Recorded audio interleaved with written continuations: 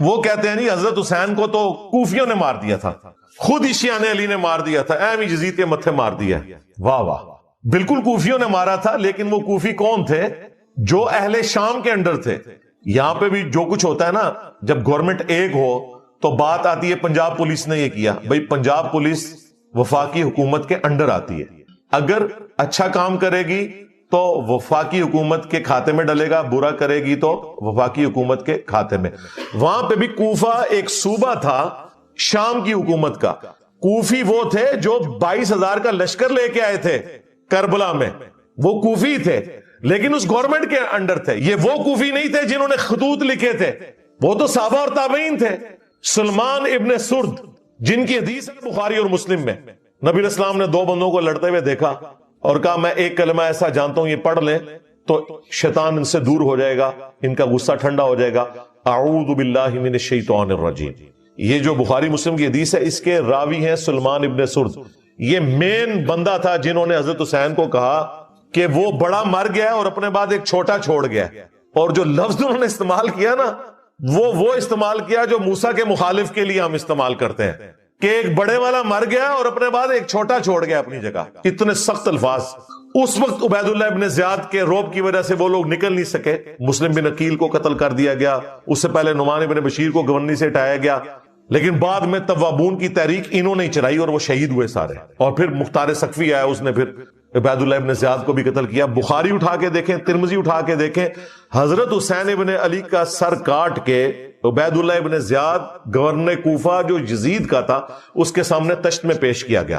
اللہ کی لعنت، اللہ کے فرشتوں کی لعنت، تمام لعنت کرنے والوں کی لعنت جنہوں نے اہل البیت کو یوں ظلمن شہید کیا، آمین۔ تو وہ چھڑی سے ان کے چہرے مبارک کو چھیڑنے لگا اور ان کے حسن میں کوئی کلام کرنے لگا، تو انس ابن مالک پاس کھڑے تھے، وہ اتنا ہی کر سکتے تھے، بوڑھے ہو چکے تھے، 90 پلس تھے۔ انہوں نے کہا کہ رسول اللہ کے سب سے زیادہ ہم شکل حسین ابن علی تھے، یہ بخاری کے الفاظ ہیں۔ اسی حدیث میں امام بخاری نے لکھا ہے برأس الحسین علیہ السلام، حسین علیہ السلام کا سر مبارک، علیہ السلام لکھا ہے۔ مولوی نے عربی میں علیہ السلام لکھا تھا، اردو میں ترجمہ رضی اللہ عنہ کر دیا، نکال ہی دیا۔ عربی میں لکھا ہوا ہے، آپ کھول کے دیکھ لیں، مکتبۃ الشاملہ میں بھی، اسلام 360 میں بھی عربی میں لکھا ہوا ہے، اردو میں رضی اللہ عنہ لکھا ہوا ہے۔ اور جب زید بھائی مجھے ملنے آئے نا، میں نے کہا یہ دیکھ لیں، انہیں یقین ہی نہیں آیا، کہتے یار یہ انہوں نے کیا ہوا ہے۔ میں نے کہا یہ اچھا ہے، اس کو چینج کرنے کی ضرورت نہیں ہے، ہم نے بتانا ہے بعد میں بھی کہ کیا کام ڈالتے ہیں۔ انہوں نے دارالاسلام والوں سے اٹھایا تھا، میں نے کہا اسی طرح ہی رہنے دیں تاکہ ہم دکھا سکیں بعد میں۔ sunna.com بہت بڑی ویب سائٹ ہے جس پہ حدیث کی کتابیں ہیں، عربی میں علیہ السلام لکھا ہے، اردو میں رضی اللہ عنہ لکھا ہوا ہے، ایک فرقہ وارانہ اس چیز کو دڑاڑ کو قائم رکھنے کے لیے۔ تو عبید اللہ ابن زیاد جس کے سامنے حضرت حسین کا سر کاٹ کے رکھا گیا، وہ کوفی تھا لیکن گورنر تھا شامیوں کی طرف سے، لہذا یہ کہنا کوفیوں نے مار دیا تھا ظالموں، یہ وہ کوفی تھے جو حضرت حسین کے مخالفین تھے، نہ کہ وہ شیعہ علی کے جنہوں نے حضرت حسین کو وہاں پولیٹیکل سٹرگل کے لیے بلایا تھا۔ اور حضرت حسین لڑنے نہیں گئے تھے، بی بچوں کے ساتھ ایک سیاسی جدوجہد کے لیے جا رہے تھے جس کا آخری انجام قیام حسین ہی ہونا تھا، لیکن اس سے پہلے ہی ان کو شہید کر دیا گیا۔ اسی لیے انہوں نے راستہ بھی بدلا۔ یہ جو کہتے ہیں جی وہ دمشق کی طرف جا رہے تھے یزید کے ہاتھوں میں ہاتھ دینے، بالکل جھوٹ ہے۔ وہ راستہ انہوں نے اس لیے بدلا تھا کہ انہیں پتا چل گیا تھا کہ مسلم بن عقیل شہید ہو چکے ہیں، یہ مجھے بھی کوفے تک نہیں پہنچنے دیں گے، تو میں انہیں دھوکہ دے کے دوسرے راستے سے جاؤں۔ لیکن ان کے پاس تو اتنی فوج تھی، انہیں بھی یہ خطرہ تھا کہ حسین ابن علی کہیں راستہ نہ بدلے، تو انہوں نے کربلا کے پاس بھی پڑاؤ کیا تھا کہ اگر اس راستے سے بھی آئے تو ہم پکڑ لیں گے، جو یہ نقشے بنا کے آپ کو بتا رہے ہوتے ہیں۔ اللہ کے بندو ڈر جاؤ، جھوٹ باندھتے ہو، اپنی طرف سے باتیں بنا کے منسوب کرنا شروع کر دیتے ہیں۔ جھوٹا دفاع نمبر 7 جو اسی کے ساتھ جڑا ہے، وہ کہتے ہیں حسین علیہ السلام نے 3 شرائط رکھ دی تھی جی کربلا میں۔ انہوں نے خود عبید اللہ ابن زیاد کو کہا کہ مجھے یزید کے پاس جانے دو، میں اس کے ہاتھوں میں ہاتھ دے کے بیعت کر لیتا ہوں۔ واہ واہ واہ، سبحان اللہ۔ اگر یہ ہو جاتا تو عبید اللہ ابن زیاد نے لڑیاں ڈالنی تھی اور کہنا تھا یزید صاحب آپ کے ابا جی جو کام 4 سال تلوار کے زور پہ نہیں کروا سکے، دیکھیں میں نے کروا لیا ہے۔ اور یزید اسے کتنا انعام دیتا کہ میرے ابا جی جو کام نہیں کروا سکے، کہ حسین کی بیعت نہیں لے سکے، تم نے لی ہے۔ ظاہر ہے اس کے بعد تو پھر بنو امیہ کی حکومت لیجیٹمائز ہو جانی تھی نا، جب بنو ہاشم نے بیعت کر لی نبی علیہ السلام کے گھر والوں نے۔ آپ دیکھیں مسئلہ یہی تھا کہ جب تک حضرت حسین بیعت نہیں نہ کرتے وہ حکومت جو ہے لیجیٹمائز نہیں ہوگی، وہ تلوار کے زور کے اوپر ہے۔ تو یہ عقل مانتی ہے کہ عبید اللہ بن زیاد یہ موقع جانے دیتا؟ کہتے ہیں دوسری شرط رکھی کہ مجھے مسلمانوں کے کسی بارڈر والے ایریا میں بھیج دیں، میں کافروں کے خلاف جہاد کروں۔ اس زمانے میں تو کافروں کے خلاف کوئی جہاد نہیں ہو رہا تھا، آپس کی خانہ جنگی تھی، یہ بھی بالکل فراڈ ہے۔ تیسرا جی مجھے مدینہ شریف واپس جانے دو۔ انہوں نے مدینہ شریف کو جانا تھا، انہیں تو راستے میں پتا تھا کہ مسلم بن عقیل شہید ہو چکے ہیں اور میرے ساتھ کیا ہوگا، ان کو تو حدیثیں پتا تھی کہ میرے بارے میں موجود ہے۔ یہ جس کتاب سے انہوں نے پیش کیا انصاب الاشراف، امام بلازری کی کتاب، اور کہتے ہیں یہ 3 شرائط موجود ہیں، اور وہ آئے دن آپ کو وہ جو ایک مماتی دیوبندیوں کا مولوی ہے نا، وہ بھی یہ بیان کرتا پھرتا ہے، پکا یزیدی ہے وہ۔ ایون آپ تو وہابی اس کو اپنے پلیٹ فارم کے اوپر لے کے آتے ہیں، بندیالوی کو، اس کی میں نے طبیعت صاف کی تھی۔ کلن اور یاد آیا جائے، میں انہوں نے دسا سی تو قرآن بھی نہیں آتا، ظالم کتھو چیزاں چک کے کتھے فٹ پہ کرنا ہے۔ کلن وعد اللہ الحسنى، اس کی میں نے تفسیر پھر بیان کی تھی، قرآن سے، بخاری سے، مسلم سے۔ یہ اس نے ذلیل حرکت کی کہ اس نے کہا یہ 3 شرائط تھی۔ انصاب الاشراف جو کتاب ہے نا، اگر اس کتاب سے یہ تم نے روایتیں ماننی ہیں تو پھر اس میں تو بہت کچھ لکھا ہوا ہے جو تمہیں ہضم نہیں ہوگا۔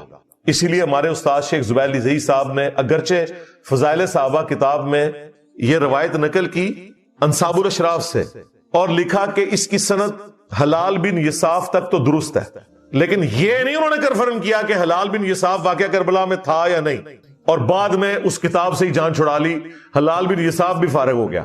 وفات سے پہلے انہوں نے فتاوی علمیہ میں مضمون لکھا کہ امام بلازری کی کتاب ثابت نہیں ہے، لیکن یہ انہوں نے کیوں کیا وہ آپ کو میں بتاؤں گا، یہ انہوں نے نہیں بتایا۔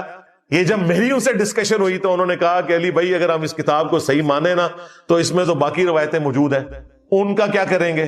میں 3 روایتیں پیش کرنے لگا ہوں الزامی جواب کے طور پہ، یہ نہ ہو اس کو کوئی کلپ کاٹ لے۔ وہ گلے پھاڑنے والے مولویوں نے میرا یہ کلپ کاٹ لیا تھا کہ اگر تم نے 3 شرائط والی کتاب انصاب الاشراف کو ماننا ہے تو اس میں یہ لکھا ہوا ہے یزید کے والد کے بارے میں کہ اس کا تابوت جہنم کی آگ میں ہے۔ جی یہ لکھا ہوا ہے، یزید کے والد کے بارے میں لکھا ہوا ہے کہ جب تم اسے دیکھو کہ میرے ممبر پہ چڑھا ہے اسے قتل کر دینا۔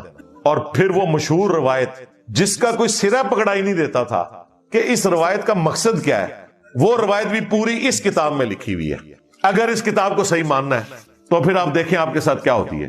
وہ روایت تھی مسند البزار میں مجموع الزوائد میں صحیح سند کے ساتھ کہ نبی علیہ السلام نے 3 لوگوں پہ لعنت فرمائی۔ آپ کے سامنے سے ایک اونٹ گزر رہا تھا، آپ نے فرمایا جو اونٹ پہ بیٹھا ہوا ہے اس پہ بھی اللہ کی لعنت، جو اونٹ کو ہانک رہا ہے اس پہ بھی اللہ کی لعنت، اور جس نے اس کی مہار پکڑی ہوئی ہے اس پہ بھی اللہ کی لعنت۔ یہ روایت ختم ہو جاتی ہے مسند البزار میں مجموع الزوائد میں۔ اب اس روایت سے کیا رزلٹ نکلے گا جب تک یہ نہ بتایا جائے کہ اس اونٹ کے اوپر وہ شراب لے کے جا رہے تھے، ایرون لے کے جا رہے تھے، چرس لے کے جا رہے تھے، لعنت کیوں ہوئی، وہ بندے کون تھے؟ وہ محدثین نے اپنی کتابوں میں ان بندوں کے نام نہیں بتائے۔ ظاہر مشکل ہو جانا تھا، سنیت کا ایک غلبہ، سنی ہمیشہ حکومت میں رہے آپ کو پتا ہے، لیکن یہ روایت اپنی جگہ موجود ہے۔ اسے کہا جاتا ہے اونٹ والی حدیث کہ اونٹ پہ بیٹھے ہوئے پہ بھی لعنت، ہانکنے والے پہ بھی، مہار پکڑنے والے پہ بھی۔ کیوں لعنت؟ یہ بندے کون ہیں؟ کوئی ذکر نہیں۔ انصاب الاشراف میں موجود ہے کہ وہ 3 بندے کون تھے، ان بندوں پہ اصل میں لعنت کی گئی تھی۔ اگر اس کتاب کو کسی نے صحیح ماننا ہے، 3 شرطوں والی کتاب، ہم تو کہتے ہیں مانو پھر اگے بھی ٹورو، فارغ ہی ہو جاؤ۔ انصاب الاشراف میں لکھا ہے کہ اونٹ پہ یزید کے دادا ابو بیٹھے ہوئے تھے۔ ہاں جی، اونٹ کی مہار یزید کے ابا جی کے ہاتھ میں تھی، اور اونٹ کو ہانکنے والا یزید کا چاچا تھا۔ چچا، ایک چشتی چاچو ہے نا، ایک یزید کا بھی چاچو ہے۔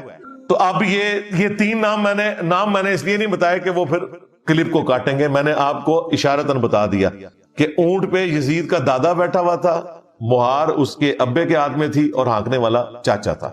نام آپ سب کو پتا ہے، ورنہ ہمارے اسٹوڈنٹس کومنٹس میں خود لکھ دیں گے 3 بندوں کے نام۔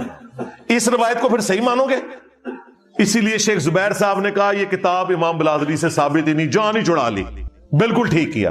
آندہ کوئی 3 شرائط والی بات کرے، اسے کہو 3 شرائط والی بات کرو گے تو 3 ملعون لوگوں کا ذکر ہم کریں گے۔ ہاں، وہاں 3 شرائط، یہاں 3 وہ لوگ جن پہ اللہ کے نبی نے لعنت فرمائی ہے۔ پھر ظاہر ہے یہ پیرلل میں آئے گا۔ اور صرف لعنت نہیں کہا کہ یزید کے باپ کا تابوت جہنم کی آگ میں ہے، یزید کے باپ کو جب ممبر پہ دیکھو تو اسے قتل کر دینا۔ یہ ساری روایتیں بتائیں گے، لہذا بہتر یہ ہے کہ انصاب الاشراف سے جان چھڑا لیں۔ ہمارے نزدیک بھی ہمارے استاد کا موقف ٹھیک ہے، یہ کتاب اگرچہ اکثر محدثین امام بلازری سے ثابت مانتے ہیں، لیکن اس کے ساتھ یہ جو خطرناک باتیں جڑی ہوئی ہیں، جو خطرناک سے بھی اگلا ورژن ہے، بہتر یہ ہے کہ اس کتاب کو آپ جان چھڑا لیں کہ یہ ساری جعلی کتاب ہے، اور ہمیں پتہ ہے کہ آپ کی جتنی باتیں وہ ویسے ہی جعلی ہیں، کوئی صحیح بھی نکلے نا، ایک بڑی مشکل سے آپ نے دریافت کی تھی، وہ مانتے مانتے آپ کو اتنا کچھ ساتھ ماننا پڑ رہا ہے کہ آپ بھی اس کتاب سے اب جان ہی چھڑائیں گے انشاءاللہ تعالی۔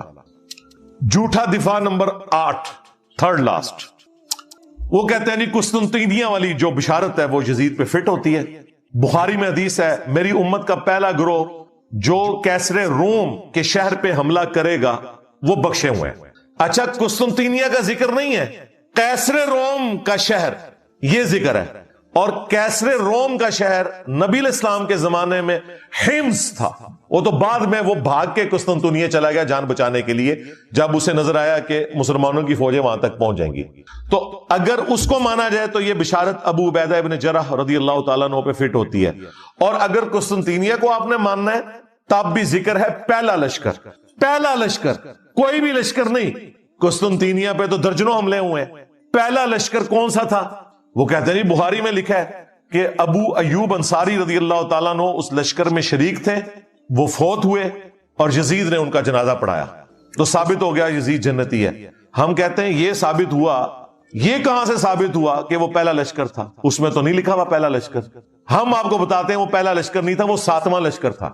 اگر 2 لشکر بھی گئے ہونا تب بھی وہ پہلا نہیں ہے، وہ بعد والا ہے۔ پہلا لشکر وہ ہے جو سنن ابی داؤد میں موجود ہے۔ ایک صحابی کہتے ہیں ہم قسطنطینیہ پہ حملے کے لیے جب گئے، ہمارے لشکر کے امیر عبد الرحمن بن خالد بن ولید تھے، حضرت خالد بن ولید کے بیٹے، یزید نہیں تھا، اور ابو ایوب انصاری بھی ہمارے ساتھ تھے، انہوں نے ہمیں ایک آیت کی تفسیر سمجھائی، اور پھر ابو ایوب انصاری قسطنطنیہ کے تمام حملوں میں شریک ہوتے رہے، حتیٰ کہ ایک حملے کے دوران وہ فوت ہوئے اور وہیں پہ دفن ہوئے۔ آج بھی ان کا مزار موجود ہے ترکیے میں، اب وہ مسلمانوں کے پاس ہے نا، استنبول۔ تو ابو داؤد میں یہ حدیث موجود ہے کہ اس وقت جو لشکر گیا تھا اس کے امیر کون تھے؟ خالد ابن ولید کا بیٹا، اور اس کے بعد مسلسل وہ شریک ہوتے رہے حتیٰ کہ ایک حملے میں وہ فوت ہوئے۔ تو جس میں فوت ہوئے وہ تو بعد میں ہوگا نا، جس میں زندہ تھے وہ پہلے۔ تو اگر 2 بھی ہوتے تو پھر بھی وہ دوسرا ہے، ویسے یہ 7واں ہے۔ اور یہ جو میں بتا رہا ہوں یہ بھی پہلا نہیں ہے، اس سے بھی پہلے منذر بن زبیر لے کے گئے، وہ شیخ زبیر صاحب کے شاگرد ہیں، عبداللہ جابر دامانوی صاحب، انہوں نے پوری کتاب لکھی ہے، ہماری ویب سائٹ پہ رکھی ہوئی ہے کہ قسطنطنیہ پہ پہلا حملہ کس نے کیا تھا۔ بہرحال یہ تو نہیں بنتا، یہ انہوں نے پکڑا ہوا تھا، اور جگہ جگہ یہی وہ چیز ہے جو ابن تیمیہ نے سب سے پہلے چوہا چھوڑا، اسی کو لے کے پھر بعد کے لوگ چلے، حتیٰ کہ ڈاکٹر ذاکر نائک نے بھی جو یزید کو رضی اللہ عنہ کہا اور جنت لشکر والی بشارت اس کے اوپر فٹ کر کے تو خاری کمائی۔ میں نے اسی وقت ان کے خلاف ویڈیو ریکارڈ کروائی تھی اور ان کی علمی اصلاح کی کوشش کی تھی۔ باقی جو ان کی علمی خدمات ہیں وہ اپنی جگہ، لیکن یہ ان سے بہت بڑا بلنڈر ہوا ہے اور دعوت حق کو نقصان ہوا ہے ان کے اس ایٹیچیوڈ کی وجہ سے۔ تو میں نے کہا تھا یار ابن تیمیہ کی تقلید چھوڑو، میں نے بخاری اور ابو داؤد سے ثابت کیا ہے کہ وہ پہلا لشکر نہیں تھا، اور یہ ہمارے استاد شیخ زبیر صاحب نے پہلی دفعہ جرأت کی الحدیث رسالے میں، یہ پورا تحقیقی مضمون لکھا۔ پھر ہمارے جو دوسرے استاد تھے مولانا اسحاق صاحب، انہوں نے باقاعدہ اپنے جمعے کے خطبے میں شیخ زبیر صاحب کی تعریف کی، اور انہوں نے کہا اس وقت ان سے بڑا کوئی محدث نہیں ہے۔ اب تو اہل حدیثوں کو اپنے گھر کی خبر پتہ چل گئی ہے کہ ان کے اپنے بڑے محدث نے بھی بتا دیا کہ یہ ابن تیمیہ نے غلط بشارت فٹ کی تھی، ڈاکٹر ذاکر نائک نے غلط فٹ کی تھی۔ احادیث کی روشنی میں قسطنطینیہ کا وہ والا لشکر جو پہلا لشکر تھا جس کے لیے بشارت تھی، اس میں یہ شامل ہی نہیں تھا۔ اور جس زمانے میں گیا اس وقت تو یزید دودھ پیتا بچہ تھا، 6 سال سے کم ہی عمر تھی اس کی، بہت زیادہ بھی لگا لے۔ فتح تو خیر یہ صحابہ سے بھی نہیں ہوا، قسطنطینیہ تابعین سے بھی نہیں ہوا، تبع تابعین سے بھی نہیں ہوا۔ یہ 9ویں صدی ہجری میں نبی الاسلام کی وفات کے آلموسٹ 900 سال کے بعد، 850 تقریباً سال کے بعد یہ فتح ہوا۔ 19 مئی 1453 سلطان محمد فاتح، اس کے اوپر انہوں نے ایک فلم بھی بنائی ہے ترکی والوں نے۔ آج چل رہا ہے 7 محرم 1446 ہجری بمطابق 14 جولائی 2024، یہ فتح ہوا 19 مئی 1453، یعنی آلموسٹ 8 سے سمجھ لیں 600 سال پہلے۔ ارطغرل کی اولاد میں سے جو 7واں سلطان تھا، سلطان محمد فاتح، اس کی عمر اس وقت 24-25 سال تھی، اس نے قسطنطینیہ کو فتح کیا۔ لیکن وہ فتح کرنے والے کے لیے بشارت نہیں تھی، بشارت تھی جس نے پہلا حملہ کیا. وہ فتح کرنے والے کے لیے جو بشارت ہے مسند احمد میں کہ وہ بڑا اچھا امیر ہوگا، وہ روایت سندن صحیح ثابت نہیں ہے. لیکن جو جنت کی بشارت تھی وہ پہلے لشکر کے لیے تھی. یہ جناب ٹوٹل ان کی گیم تھی جس سے انہوں نے جنتی اسے ڈکلیئر کیا ہوا تھا. اور یوں آگے ہم نہیں کہتے وہ جہنمی ہے، اس کا معاملہ اللہ کے سپرد، لیکن جھوٹی بشارتیں تو جنت کی فٹنا نہ کریں. سیکنڈ لاسٹ جھوٹا دفاع نمبر 9. کہتے ہیں جی اللہ تعالیٰ چاہے تو یزید کو بخش بھی سکتا ہے. دیکھیں کیسے غیر محسوس طریقے سے اس کی جھوٹی وکالت کرتے ہیں. کہتے ہیں جی آپ کو کیا تکلیف ہے؟ ہمیں کوئی تکلیف نہیں بھائی، ہم تو کہتے ہیں سارے بخشے جائیں، کوئی مسئلہ نہیں. یہ اللہ کا اپنے بندوں کے ساتھ معاملہ ہے، ہمارے ساتھ کوئی اس کا معاملہ نہیں ہے. لیکن آپ جھوٹی جنت کی بشارتیں فٹ کرو، یہ بالکل غلط ہے. اور دوسرا یہ اتنا آسان معاملہ نہیں ہے.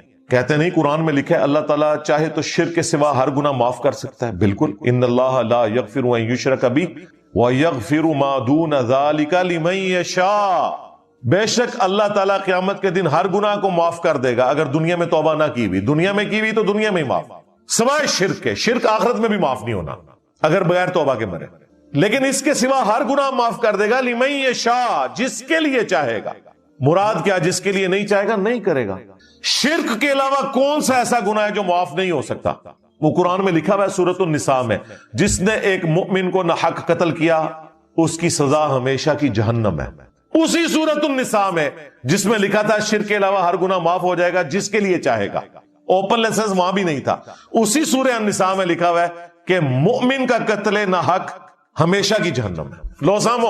اور ابو داؤد میں اس کو سپورٹیو حدیث ہے کہ نبی علیہ السلام نے فرمایا اللہ تعالیٰ یا تو شرک کو معاف نہیں کرے گا یا قتل ناحق کو معاف نہیں کرے گا. کیا حسین ابن علی کا قتل ناحق نہیں ہے؟ کیا یزید نے قاتلین حسین سے بدلہ لیا، کوئی سزا دی؟ بالکل نہیں. اس کے جواب میں پتہ کیا کہتے ہیں؟ حضرت علی نے حضرت عثمان کے قاتلین سے بدلہ لیا. یہ بالکل مثال غلط ہے، کیونکہ حضرت عثمان حضرت علی کے دور میں تو شہید ہی نہیں ہوئے، وہ تو اپنے گورنروں کی وجہ سے شہید ہوئے اپنے دور خلافت میں خود. اس پہ میری تفصیلی ویڈیو دیکھ لیں حضرت عثمان کیوں شہید ہوئے. انہوں نے آپ کو ایک جعلی بات بتائی تھی، عبداللہ بن سبا تھا جس نے سارے صحابہ کو نعوذ باللہ گمراہ کر دیا، جس کا نام بخاری سے لے کے ابن ماجہ تک دنیا کی کسی حدیث کی کتاب میں جو مین کتابیں ہیں نام بھی نہ آئے عبداللہ بن سبا. یہ حضرت علی کے دور میں آیا تھا جسے حضرت علی نے قتل کروایا. حضرت عثمان کے ساتھ کوئی لینا دینا نہیں تھا. حضرت عثمان کی شہادت تو بنو امیہ کے گورنروں کی وجہ سے ہوئی، جو بخاری مسلم میں موجود ہے. وہ آج ٹاپک نہیں. پچھلے دنوں جب ایک بریلوی نما رافضی نے حضرت عثمان کی توہین کی تو میں نے تفصیلی ویڈیو ریکارڈ کروائی تھی حضرت عثمان کیوں شہید ہوئے، وہ آپ دیکھ لیں. وہ بخاری مسلم سے میں نے ثابت کیا، بنو امیہ کی لکھی ہوئی تاریخ سے نہیں، نہ صلاح الدین یوسف نے جو جھوٹ لکھے ہوئے ہیں اس کی بنیاد کے اوپر، بخاری مسلم سے ثابت کیا. تو یہ بالکل غلط اینالوجی ہے. حضرت عثمان حضرت علی کے دور میں شہید نہیں ہوئے، لیکن حضرت حسین ابن علی حضرت معاویہ رضی اللہ تعالیٰ عنہ کے بیٹے یزید ابن معاویہ جس کی آپ جھوٹی وکالت کرتے ہیں اس کے دور ملوکیت میں شہید ہوئے ہیں. ویسے تو آپ کہتے ہیں، حضرت عمر کہتے ہیں میرے دور حکومت میں اگر کوئی کتا بھی مر جائے فرات کے کنارے تو میں جواب دے ہوں، اور فرات کے کنارے حسین ابن علی شہید ہو جائیں تو وہ جواب دہ نہیں ہے اس وقت کا حکمران. مسند احمد میں حدیث ہے مولا علی جنگ صفین سے واپسی پہ نہروان جاتے ہوئے جب نینوا نامی جگہ سے فرات کے کنارے گزرے تو کہا اسبر یا ابا عبداللہ، اے ابو عبداللہ صبر کرنا صبر کرنا صبر کرنا. تو وہ ساتھ جو غلام تھا اس نے کہا آپ کس سے باتیں کر رہے ہیں؟ تو اپنے تخیل میں آپ بات کر رہے تھے، اپنے دکھ کا اظہار کر رہے تھے. تو ابو عبداللہ حضرت حسین کی کنیت تھی، وہ ان کو مخاطب کر رہے تھے. پھر انہوں نے کہا کہ میں ایک دن نبی علیہ السلام کے پاس حاضر ہوا اس حال میں کہ حضور نے حسین کو اپنے ہاتھوں میں اٹھایا ہوا ہے، آپ کی آنکھوں سے مسلسل آنسو جاری ہیں. میں نے کہا میرے ماں باپ آپ پہ قربان، آپ کو کس نے غمگین کر دیا؟ تو آپ نے فرمایا ابھی حضرت جبرائیل علیہ السلام آئے تھے، انہوں نے مجھے خبر دی کہ آپ کے اس بیٹے کو جس سے آپ اتنا پیار کر رہے ہیں آپ کی امت پیاسا فرات کے کنارے شہید کر دے گی. تو میں اپنے جذبات پہ قابو نہیں رکھ سکا. پھر میرے کہنے پر حضرت جبرائیل نے ہاتھ مار کر کربلا کی سرخ مٹی بھی مجھے لا کر دکھائی. تو نبی علیہ السلام کو حضرت حسین کی پیدائش کے ساتھ بتا دیا گیا تھا. حضرت حسین کو بھی پتا تھا میں نے کربلا میں مظلوماً شہید ہونا ہے. یہ کوئی چھپی ہوئی بات نہیں تھی، یہ اوپن سیکرٹ تھا. پھر حضور کی وفات کے 50 سال بعد جب 61 ہجری میں یہ واقعہ ہوا تو مسند احمد میں موجود ہے عبداللہ ابن عباس نے ایک خواب دیکھا. یہ کسی وہابی کا خواب نہیں ہے، کسی بریلوی کا خواب نہیں، دیوبندی کا نہیں، یہ صحابی کا ہے جو نبی اسلام کی شکل کو پہچانتا ہے. جس کے لیے گارنٹی ہے کہ اس شکل میں شیطان نہیں آ سکتا. دوپہر کے وقت کہتے ہیں میں نے دیکھا نبی علیہ السلام کے بال بکھرے میں گرد آلود ہے, ہاتھ میں خون کی ایک شیشی ہے. میں نے کہا یا رسول اللہ میرے ماں باپ قربان, آپ کی حالت کس نے کر دی؟ تو نبی علیہ السلام نے کہا کہ میں صبح سے حسین اس کے ساتھیوں کا خون جمع کر رہا ہوں کربلا میں. یہ ایک تمثیلاً ایک خواب دکھایا گیا, یہ نہیں کہ نبی علیہ السلام وہاں پہ موجود تھے, یہ تمثیلاً ہے. کہتے ہیں میں گھبرا کے اٹھا, میں نے وہ تاریخ اور دن نوٹ کیا, اور کتنے عرصے بعد خبر آئی, کیونکہ اس زمانے میں میڈیا تو نہیں تھا, کہ 10 محرم الحرام 61 ہجری میں حسین ابن علی کو ان کے ساتھیوں سمیت کربلا میں شہید کیا گیا. نبی علیہ السلام اپنی وفات کے بعد بھی تمثیل کے طور پہ اللہ تعالیٰ نے دکھایا ہے کہ حضور کا دل دکھا ہوا ہے جو کچھ حسین ابن علی کے ساتھ ہوا. اور مزے کی بات آپ کو بتاؤں, یہ حدیث شاہ اسماعیل دہلوی جو وہابیوں کا امام ہے, دیوبند اور اہل حدیث کا, جس طرح بریلویوں کے لیے عام مذہب بریلوی ہے, اس نے اپنی کتاب تقویت الایمان کے ساتھ جو تذکیر الاخوان لکھی نا, اس میں انہوں نے یہ حدیث مسند احمد کی لکھی اور لکھا یزید پلید. یہ آج یزید کو رضی اللہ عنہ کہتے ہیں, ان کا ابا کہتا تھا یزید پلید. اور یہ حدیث لکھ کے انہوں نے کہا کہ یہ حدیث اس بات پر گواہ ہے کہ نبی علیہ السلام جنتوں میں اپنے حسین کی شہادت پہ غم زدہ ہیں. یہ کس نے لکھا؟ اسماعیل دہلوی نے. اس حدیث سے یہ رزلٹ نکالا انہوں نے, اور یہ پچھلے کیا کر رہے ہیں ریالوں کے چکر میں. تو یہ تکلیف دہ چیز جو امت کو جس نے 2 ٹکڑے کر دیا, آج تک امت جڑ نہیں سکی. الحمدللہ ہم نے کوشش کی ہے قرآن و سنت کی روشنی میں ان چیزوں کو پبلک کے سامنے رکھیں اور لوگوں کو یہ پتا چلے کہ حق بات کیا ہے. باقی یہ زبردستی دھکے کے ساتھ چیزوں کو ثابت کرنا یہ بالکل ظلم والی بات ہے. مجھے یہاں پہ وہ قول یاد آیا ابراہیم نخعی کا, جو بخاری مسلم کے راوی ہیں, تابعی ہیں. وہ کہتے ہیں بالفرض اگر میں دنیا میں قاتلین حسین میں شامل ہوتا اور قیامت کے دن اللہ تعالیٰ میری بخشش بھی کر دیتا, میں جنت میں بھی پہنچ جاتا, تب بھی میں جنت میں رسول اللہ کا سامنا نہیں کر سکتا تھا کہ کہیں حضور مجھ سے پوچھ ہی نہ لے کہ دنیا میں تو میرے حسین کے قاتلین میں شامل تھا. یعنی دیکھیں, حالانکہ جنت میں سب کچھ بخشش کے بعد بھی پہنچ گئے نا. جو غیرت مند ہے نا, یہاں تو کہہ رہے ہیں جی اللہ چاہے تو بخش دے, جو کہہ رہے ہیں کہ اگر ہم بخشے بھی جائیں نا, یہ کہتے ہیں نا اللہ چاہے تو یزید کو بخش دے, ہم کہتے ہیں ہمارا کوئی لینا دینا نہیں کہ اللہ اور بندے کا معاملہ ہے. لیکن جو غیرت مند لوگ ہیں وہ کہہ رہے ہیں ہمیں بخش بھی دیا جاتا نا اس عمل کے سبب, تب بھی ہم رسول اللہ کا سامنا نہیں کر سکتے تھے جنت میں, کہیں حضور پوچھ ہی نہ لے کہ تو دنیا میں میرے حسین کے قاتلین میں شامل تھا. یہ قول ابراہیم نخعی کا, جو بخاری مسلم کے راوی ہیں, حضرت امام حنیفہ کے دادا استاد ہیں. المعجم الکبیر طبرانی میں ان کا قول صحیح سند سے موجود ہے. غیرت مند لوگ ایسے ہوتے ہیں, ابراہیم نخعی جیسے. 50 ہجری میں پیدا ہوئے ہیں, 96 ہجری میں فوت ہوئے ہیں, صرف 46 سال ان کی عمر تھی, لیکن اہل بیت کے چاہنے والے تھے, بخاری مسلم کے راوی ہیں. حنفیت پوری ان کے اوپر ڈیپینڈنٹ ہے, کیونکہ یہ آگے سے ایک واسطے سے عبداللہ ابن مسعود کے شاگرد ہیں, تو وہ اپنے آپ کو ان کے ذریعے منسوب کرتے ہیں. یہ چیزیں بھی ان کی پھر لینا. 10واں جھوٹا دفاع آخری, وہ ہے بات تو سچ ہے مگر بات ہے رسوائی کی. کہتے ہیں جن یہ سب باتیں آپ کی ٹھیک ہیں, لیکن یہ تو شیعوں والی باتیں, یہ آخری حربہ ہوتا ہے ان کے پاس, یہ تو رافضیوں والی باتیں ہیں, یہ آپ سنی ہو کہ شیعوں والی باتیں کر رہے ہیں. جی جی بالکل, جس طریقے سے جب وہابی لوگ قل انما انا بشر مثلکم پڑھتے ہیں نا, اور بتاتے ہیں کہ نبی علیہ السلام بھی اسپیشی میں انسان تھے, مرتبے میں نہیں, اسپیشی ہونے میں, تو بریلوی انہیں کہتے ہیں کہ جی آپ کو قرآن میں یہی آیت پڑھنی تھی اور تھوڑی آیات ہیں پڑھنے کے لیے. تو وہابی لوگ اس وقت کیا کہتے ہیں کہ نہیں, ہم نے آپ کو صحیح عقیدہ سمجھانا ہے تو اس لیے آپ کو یہ آیت پڑھ کے سنائیں گے. بریلویوں کو بھی لگتا ہے کہ قل انما انا بشر مثلکم, یہ وہابیوں والی باتیں ہیں, حالانکہ یہ اللہ نے نازل کی ہوئی ہے. تو وہابیوں کو اب اس تکلیف کا اندازہ ہوگا کہ جب آپ آیت پیش کریں اور آپ کے مخالفین یہ کہیں کہ یہ وہابیوں والی باتیں ہیں, اور اس کی وجہ سے قرآن و حدیث کا انکار کر دیں. آپ بخاری مسلم سے نماز کا طریقہ دکھائیں, وہ کہتے ہیں طریقہ تو ٹھیک ہے لیکن وہابی اس طرح نماز پڑھتے ہیں اس لیے ہم نے نہیں پڑھنی. یہ بھی اکثر لوگ یہی دلیل پیش کرتے ہیں. پھر گستاخانہ نماز ٹھیک ہوگی تو اس وقت ان کو کتنا برا لگتا ہے کہ ہم آپ کو بخاری مسلم پیش کر رہے ہیں, آپ ہمیں یہ باتیں کر رہے ہیں. بالکل اس طریقے سے جب ہم بخاری مسلم سے بنو امیہ کو ایکسپوز کرتے ہیں اور آپ ہمیں کہتے ہیں یہ شیعوں والی باتیں, تو آپ ہمیں نہیں گالی دے رہے, آپ تو امام بخاری امام مسلم کو گالی دے رہے ہیں, ہمیں تو دے ہی نہیں رہے. نہیں, یہ بخاری مسلم عوام کے لیے نہیں لکھی گئی تھی. اچھا, عوام کے لیے نہیں لکھی گئی, آپ کی تو ساری عوام بخاری مسلم پڑھ کے ہی رفع الیدین شروع کر رہی ہے. اگر اس وقت اپنے مولویوں کی بات سن لیتی کہ بخاری مسلم عام آدمی نے نہیں پڑھنی, تو دیوبندی بریلوی مر جاتی. خود پڑھا ہے نا, تبھی ادھر تک پہنچے ہیں. اور یہ آپ کی بات بالکل غلط ہے کہ عوام کے لیے نہیں لکھی گئی. امام مسلم نے مقدمے میں لکھا ہے کہ میں یہ عوام الناس کے لیے مسلم شریف لکھ رہا ہوں. اور بنو امیہ کے بارے میں جتنی وہ خطرناک بلکہ خطرناک روایتیں ہیں نا وہ ساری مسلم شریف کے اندر ہیں. بخاری میں بھی ہیں, مسلم میں تو بہت زیادہ ہیں جو انہیں ہضم نہیں ہوتی. اہل حدیث مکتب فکر شرک و بدعت کے کام کو چھوڑ کر یزید کو بچانے میں لگ گیا, اس کے بارے میں آپ کا کیا موقف ہے؟ میں کیا موقف دوں گا, یہ تو آپ نے ان سے پوچھنا ہے کہ وہ کیوں لگ گئے. دیکھیں شیطان نے ڈرل کرتا ہے. شیطان کو یہ پتا تھا کہ اہل حدیث کے عقیدے سب سے بہتر ہیں امت میں. قرآن جن عقیدوں کی بات کرتا ہے وہ اگر آپ کو صحیح معنی میں کسی مکتب فکر میں نظر آتے ہیں نا وہ صرف اہل حدیث. دیوبند, بریلوی, شیعہ یہ کوسوں دور ہیں ان عقائد اور نظریات سے جو قرآن میں آئے ہیں, خصوصاً عقیدہ توحید کے حوالے سے. تو شیطان وہاں تو ان کو مات نہیں دے سکا. اب احادیث میں آئے بخاری مسلم جس کو سب کلیم کرتے ہیں اہل سنت کی کتابیں ہیں, اپنے عقائد اور اعمال کے اعتبار سے اہل حدیث ہی ہیں جو بخاری اور مسلم میں جو کچھ آیا اس کے مطابق چل رہے ہوتے ہیں. باقی تو اپنے بزرگوں کی کتابیں لے کے چل رہے ہوتے ہیں. کہ ہم ان میں ڈرل کہاں سے کریں, تو ڈرل کرنے کے لیے اسے کوئی جگہ نہیں مل رہی تھی, تو اس نے پھر یہ سافٹ چیز ڈھونڈ لی کہ یزید کے مسئلے میں انہیں الجھا دیتے ہیں اور انہیں کہانی یہ کراتے ہیں کہ ہم یزید کا دفاع اس لیے کر رہے ہیں کہ اگر یزید کا دفاع کریں گے تو ان صحابہ کا دفاع ہوگا جنہوں نے یزید کی بیعت کی, اور حضرت معاویہ کا دفاع ہو جائے گا جنہوں نے یزید کو لگایا. لیکن یہ ان کی ایکویشن غلط نکلی, اس لیے کہ لوگ گھاس تو نہیں کھاتے, لوگوں کو نہیں پتا کیا ہوا ہے.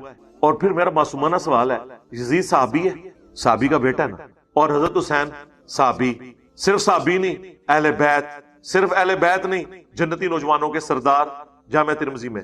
اب آپ کو یہ خیال نہیں آیا کہ ایک صحابی کی جو گستاخی کر رہا ہے یا اس کے دور میں وہ صحابی شہید ہو رہا ہے اس کے گورنر عبید اللہ ابن زیاد کے ہاتھوں اور وہ اس کو کچھ نہیں کہہ رہا, تو یہ تو اب مسئلہ ایک تابعی اور صحابی کے درمیان ہو گیا. اب تم صحابی حسین ابن علی کے ساتھ کیوں نہیں کھڑے ہوتے ہو؟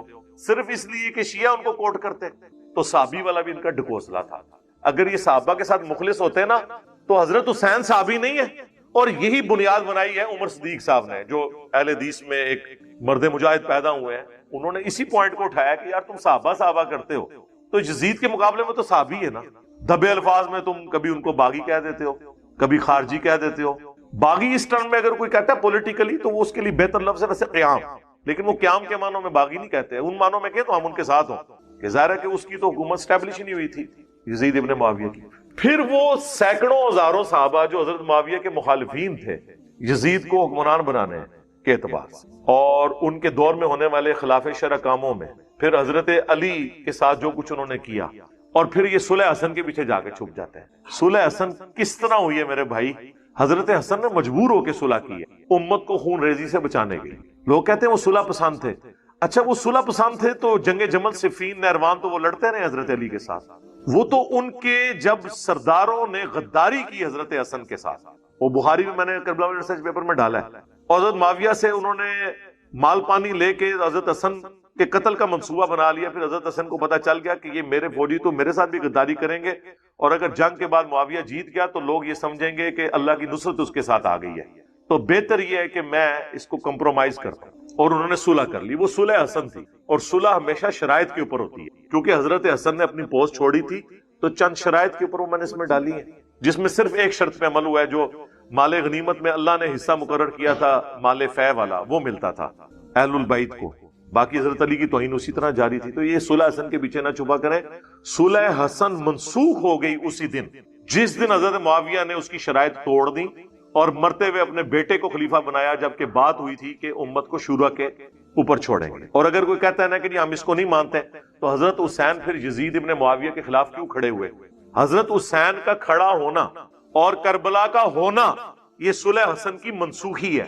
آج کی ڈیٹ میں صلح حسن منسوخ ہو چکی کیونکہ بڑا سخت زہر دیا گیا تھا. مجھے کئی مرتبہ زہر پلایا گیا, لیکن اس مرتبہ زیادہ سخت, اس سے زیادہ سخت چیز کوئی اور نہیں تھی. میرے بھائیوں 5B ریسرچ پیپر میں ہی 50 نمبر سیریل کے اوپر وہ حدیث موجود ہے جس میں ذکر ہے کہ حسن ابن علی کو زہر دے کر شہید کیا گیا. اور یہ حدیث جو ہے وہ المصنف ابن ابی شیبہ میں انٹرنیشنل نمبر کے مطابق 37,359 ہے, اور جو مکتبہ رحمانیہ نے PDF چھاپا ہوا ہے نا اردو میں, اس میں ہے 38,514. وہ انشاءاللہ JPG ہم اس کے اوپر ڈسپلے بھی کر دیں گے, آپ کو وہ حدیث نظر آ جائے گی. یہ حدیث المصنف ابن ابی شیبہ میں موجود ہے اور المستدرک للحاکم میں بھی ہے انٹرنیشنل نمبر کے مطابق 4816. اور ہمارے جیلم شہر کے بہت بڑے ایک محدث شیخ غلام مصطفیٰ ظہیر صاحب حافظہ اللہ تعالی من الجنت والناس، شیخ زبیر علی زئی صاحب کے شاگرد ہیں، انہوں نے اس حدیث کی سند کو صحیح ڈکلیئر کیا اور ان کا رسالہ ہے السنہ. السنہ 26 نمبر میں انہوں نے یہ حدیث نقل کی، اور اس کے باقی بھی انہوں نے کئی ایک طریق تھے، ان کے سارے ریفرنسز اس کے اندر کوٹ کیے. انشاءاللہ ہم جے پی جی میں وہ بھی یہاں پر ایڈ کر دیں گے کہ حسن ابن علی کو زہر دے کر شہید کیا گیا. وہ حدیث آپ کو میں ورڈ بائی ورڈ المصنف ابن ابی شیبہ سے پڑھ کے سنا بھی دیتا ہوں تاکہ آپ کو یہ بات پتہ بھی چل جائے.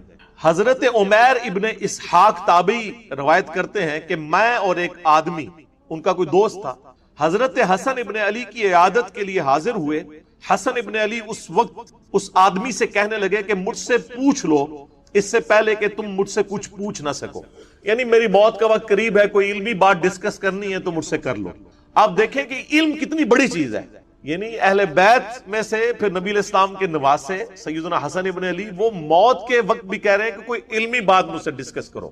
اس لیے میں کہتا ہوں علم حاصل کرنا یا علم سکھانا یہ ہزاروں سال کی عبادت سے بہتر ہے، نفلی عبادت، اس سے پہلے کہ تم مجھ سے پوچھ نہ سکو. ان صاحب نے کہا کہ میں آپ سے کچھ نہیں پوچھنا چاہتا، اللہ تعالیٰ آپ کو عافیت عطا کرے. راوی نے فرمایا کہ حضرت حسن کھڑے ہوئے اور بیت الخلاء میں داخل ہوئے، پھر بیت الخلاء سے واپس ہمارے پاس تشریف لائے اور ارشاد فرمایا میں تمہاری طرف نہیں نکلا یہاں تک کہ میں نے اپنے جگر کا ایک ٹکڑا پھینکا ہے جس کو میں اس لکڑی سے الٹ پلٹ کر رہا تھا. یعنی وہ ٹائلٹ گئے تو ان کو پیشاب کے اندر یا انہوں نے وامٹنگ کی، الٹی کے اندر ان کے جگر کے ٹکڑے کٹ کے نکلے کیونکہ بڑا سخت زہر دیا گیا تھا. مجھے کئی مرتبہ زہر پلایا گیا لیکن اس مرتبہ زیادہ سخت، اس سے زیادہ سخت چیز کوئی اور نہیں تھی. یعنی اس دفعہ جو مجھے زہر دیا گیا وہ بہت سخت تھا جس کی وجہ سے میرا جگر کٹ کے باہر نکلا. اللہ کی لعنت ہو ان لوگوں پر جنہوں نے حسن ابن علی کے ساتھ یہ ظلم کیا، حسین ابن علی کے ساتھ ظلم کیا. ان پہ اللہ کی لعنت، اللہ کے فرشتوں کی لعنت، تمام لعنت کرنے والوں کی لعنت، آمین.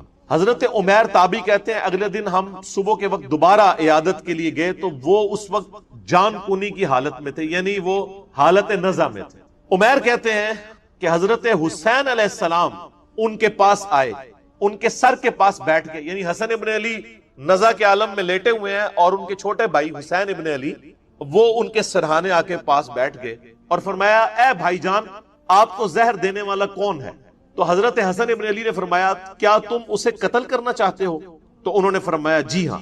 تو حضرت حسن نے فرمایا اگر وہ وہی ہے جس کے بارے میں میرا گمان ہے تو اللہ تعالیٰ اسے سخت سزا دینے والا، اور اگر وہ بری ہے تو میں یہ پسند نہیں کرتا کہ ایک بری آدمی میری وجہ سے قتل کر دیا جائے. یعنی انہوں نے کہا مجھے اسیسمنٹ تو ہے کہ مجھے قتل کرنے کے لیے زہر کس نے دیا ہے، لیکن چونکہ حضرت حسن کو علم غیب تو کوئی نہیں تھا نا، یہ تو آپ کے بزرگ بابوں کے بارے میں دعوے ہیں نا. تو انہوں نے کہا اگر تو میری یہ اسیسمنٹ درست ہے تو تمہیں بدلہ لینے کی ضرورت نہیں، اللہ تعالیٰ انتقام لینے والا ہے. اور اگر میری اسیسمنٹ غلط نکلی اور تم نے بدلہ لیا تو ایک مظلوم آدمی کو تم قتل کر. آپ دیکھ لیں موت کے نزع کے عالم میں بھی انصاف کا دامن اہل بیت اپنے ہاتھوں سے نہیں جانے دیتے. تو یہ حدیث مصنف ابن ابی شیبہ میں بھی ہے، اردو میں بھی ترجمہ آ چکا ہے، پی ڈی ایف انشاءاللہ ہم اٹیچ کر دیں گے. المصنف ابن ابی شیبہ کے علاوہ یہ المستدرک للحاکم میں موجود ہے جس کا میں نے حوالہ الحمدللہ دے دیا. اب رہا میرے بھائیوں کہ حسن ابن علی کو یہ زہر دیا کس نے؟ اس حوالے سے اہل سنت کی جو مین سٹریم کی تاریخی کتابیں ہیں، صحابہ کرام کے احوال کے اوپر کتاب لکھی گئی ہے الاستیاب، امام ابن عبد البر المتوفى 463 ہجری، بڑی مشہور کتاب ہے. شام کے اندر وہ بہت بڑے یعنی اہل سنت کے امام گزرے ہیں، محدث ہیں. انہوں نے اس طرح کی روایتیں نقل کی ہیں کہ حضرت معاویہ رضی اللہ تعالیٰ عنہ نے حسن ابن علی کو زہر دیا تھا، لیکن سند کے اعتبار سے یہ روایتیں کمزور ہیں. اسی طریقے سے طبقات ابن سعد، ان سے بھی پہلے امام محمد ابن سعد المتوفى 230 ہجری جو امام بخاری امام مسلم کے ہم اثر ہیں، طبقات ابن سعد انہوں نے لکھی ہے. اس میں بھی ملتا ہے کہ معاویہ ابن ابی سفیان اور یزید ابن معاویہ کے بارے میں کہ انہوں نے حسن ابن علی کو زہر دے کر قتل کروایا. اس کے علاوہ امام بلازری کی کتاب المتوفى 290 ہجری انصاب الاشراف، جس سے یہ محرم کے دنوں میں جعلی روایت پیش کر رہے ہوتے ہیں کہ حسین علیہ السلام نے کہا میری 3 شرطیں ہیں، یا تو مجھے یزید کے پاس جانے دو، میں اس کے ہاتھ پہ بیعت کر لیتا ہوں یا مجھے واپس جانے دو یا کسی مسلمان سرحد پہ جانے دو. کوڑ مارو ہو جڑا کوئی عزم بھی ہوئے کسی نو, وہ کتاب ہی جعلی ہے, وہ اپنے مصنف سے ثابت ہی نہیں ہے. اور اگر کوئی ثابت کرنا چاہتا ہے تو سر اسی انصاب الشراب میں لکھا ہے کہ معاویہ ابن ابی سفیان نے حضرت حسن ابن علی کو قتل کروایا ہے. اور کچھ بھی بہت کچھ لکھا ہوا ہے. یزید کے باوجداد کے تابوت دوزخ کے اندر ہے, اور بھی بہت کچھ لکھا ہے. میری شیخ زبیر صاحب کے ساتھ جب 1 to 1 اس کے اوپر ڈسکشن ہوئی ان کا کہ یہ اگر بلازری کی کتاب کو صحیح مانیں گے تو یہ حضرت معاویہ کا پھر ایمان ثابت کرنا ان کے لیے ممکن نہیں رہے گا, تو اس لیے اس کتاب سے ہی جان چھڑائیں. تو نہ ہم 3 شرطوں والی بات بھی جالی, یہ بھی جالی. اس طریقے سے تاریخ دمشق ہے, امام ابن عساکر علی ابن حسین ابن عساکر المتوفا 571 ہجری, تاریخ دمشق ان کی مشہور ہے. اس میں بھی ملتا ہے کہ حضرت معاویہ نے زہر دیا, لیکن یہ سب کے سب روایتیں کمزور ہیں, تاریخی ہیں, ہم ان کو پیش نہیں کرتے. البتہ سنن ابی داؤد میں ایک صحیح سند کے ساتھ حدیث, یہ ابو داؤد پڑھی نہیں ہوئی, پڑھی بھی ہوئی ہے. انٹرنیشنل کے مطابق 4131, وہ حدیث میں ورڈ بائی ورڈ کور کروں گا آج, جس سے آپ کو پتا چلے گا کہ قتل حسن کا بینیفیشری کون ہے. جس طرح آج کل لوگ کہتے ہیں نا وہ بے نظیر کے قتل کا بینیفیشری کون ہے, نام لینے کی ضرورت نہیں ہے. اس طرح حسن ابن علی کے قتل کا بینیفیشری کون تھا وہ ابو داؤد نے بتا دیا. اور دوسرا ٹروتھ ریویل ہوگا کہ مولا علی علیہ السلام کو ممبروں پر آل امیہ کے دور میں جو لعنت کروائی جاتی تھی, سب و شتم ہوتا تھا, وہ کہتے ہیں سب کا مطلب تنقید ہے, تنقید نہیں ہے. صحیح مسلم انٹرنیشنل کے مطابق 6229 نمبر حدیث ہے, لعن اللہ ابو تراب, ابو تراب پر اللہ کی لعنت, نعوذ باللہ من ذالک. لعنت کرواتے تھے وہ. یہ لعنت کیوں کرواتے تھے, یہ بھی ایک کوسچن ہے نا, کہ اس سے ان کو کیا ملتا تھا. یہ ٹروتھ بھی آپ کو اس حدیث میں ریویل ہوگا کہ بیسیکلی وہ چاہتے تھے کہ خلافت راشدہ کا ایک بھیانک چہرہ لوگوں کے سامنے آئے, لوگ خلافت کی تلاش میں نہ رہے, ملوکیت کو قائم رکھیں, لہٰذا مولا علی پر لعنت کرواؤ. جب مولا علی سے لوگ متنفر ہوں گے خود بخود ہی کہیں گے کہ یہ ملوکیت کا سسٹم, آل امیہ کا سسٹم بہتر ہے. یہ بھی آپ کو اس حدیث میں پتا چلے گا, اور آپ کو پتا چلے گا کہ آل امیہ بینیفیشری ہے حسن ابن علی کے قتل کی. اب قاتل کون ہے, وہ آج کے زمانے میں بھی میرے بھائی جب CCTV کیمرہ ہے, سب کچھ ہے, یہ اس طریقے سے کوئی اس کی خفیہ ویڈیو تو مطلب نہیں بنا سکتا تھا اس زمانے میں. تو آج کے زمانے میں بھی قاتل تک پہنچنا بہت مشکل ہوتا ہے, تو اس زمانے میں تو بہت مشکل تھا. اسی طریقے سے عثمان غنی رضی اللہ تعالیٰ کے بھی اسپیسیفک تو کوئی نہیں کر سکتا کہ قاتلین کون تھے, ایک اسیسمنٹ ہی ہے. یہاں پر بھی یہی معاملہ ہے. یہ حدیث ہے ابو داؤد میں 4131 انٹرنیشنل کے مطابق, اور یہ کم از کم 3 اہل سنت کی مین سٹریم کی کتابوں میں ہے. سنن ابی داؤد میں ہے 4131. اس حدیث کو شیخ البانی بھی صحیح کہتے ہیں, شیخ زبیر علی زئی صاحب رحمہ اللہ تعالی, جن کا کرائیٹیریا صحت کا بڑا سخت تھا, وہ بھی اسے صحیح کہتے ہیں. اس حدیث پہ بعض ناسبیوں نے جو اعتراض کیا منکرین حدیث نے, میں انشاءاللہ وہ اینڈ پہ ڈسکس کروں گا, کیونکہ وہ عام بندوں کا ٹاپک نہیں ہے, اس لیے میں اس موضوع کی روانگی کو توڑنا نہیں چاہتا. ابو داؤد میں 4131, مسند احمد میں ہے 17228 عربی والے میں, مکتبۃ شاملہ میں, اور جو اردو PDF ہے مکتبہ رحمانیہ کا, اس میں ہے 17321. یہ سارے JPGs انشاءاللہ ہم ساتھ اٹیچ کر دیں گے. اور تیسری کتاب ہے المعجم الکبیر طبرانی, اس میں امام حسن علیہ السلام کے چیپٹر میں انٹرنیشنل کے مطابق 2628 ہے, اور مقدام بن مادی کرب والے چیپٹر میں 636 نمبر ہے. 2 دفعہ امام طبرانی اس حدیث کو لے کے ہیں, المتوفا 36. تو یہ حدیث الحمدللہ سونے کی مہر درست ہے, اور یہ اتنی کریٹیکل حدیث تھی کہ یہ میرے جو 5B ریسرچ پیپر میں صرف یہ واحد حدیث ہے جو میں نے 2 نمبرنگ پہ ریپیٹ کی ہے, سیریل نمبر 31 پہ بھی اور سیریل نمبر 51 کے اوپر, اور ایک نمبرنگ پہ کئی حدیث ہیں. اس میں مثلا جو 33 نمبر ہے غدیر خم کے, میں نے 8 طرق جمع کیے. ویسے تو غدیر خم پہ لاکھوں لوگ میرا کلپ دیکھ چکے ہیں یوٹیوب پہ, جو میں نے کور کیے وہ آپ دیکھ سکتے ہیں. تو ایک نمبر پہ کئی احادیث ہیں, اس لیے 200 سے زیادہ روایتیں ہیں. تو اس ریسرچ پیپر میں یہ روایت 4131 موجود ہے انٹرنیشنل کے مطابق. وہ میں آپ کو اہل حدیث کا جو ترجمہ ہے نا جی, ورڈ بائی ورڈ پڑھ کے سناتا ہوں. دارالاسلام پبلیکیشن دنیا میں سب سے بڑا اہل حدیث کا, اہل سنت کا یعنی کتابیں چھاپنے والا جو ہے وہ ادارہ ہے. یہ دارالاسلام کی یہ عربی پبلیکیشن سامنے رکھی ہوئی, یہ پڑھی ہوئی نہیں پڑھی ہوئی بھی ہیں, یہ علمی کتابی باتیں ہو رہی ہیں نا. تو اسی میں جو ابو داؤد رکھی ہے نا, اس میں ورڈ بائی ورڈ میں آپ کو دارالاسلام نے جو اردو ترجمے کے ساتھ شیخ زبیر صاحب کی تحقیم کے ساتھ چھاپی ہے 4131 سنن ابی داؤد, ورڈ بائی ورڈ اس حدیث کو سنیں. خالد بن معدان تابعی کہتے ہیں کہ مقدام بن مادی کرب صحابی ہے، بڑے مشہور صحابی ہیں یہ، انہی سے وہ ابو داؤد میں حدیث ہے کہ مجھے اللہ نے قرآن اور اس کی مثل یعنی سنت عطا فرمائی۔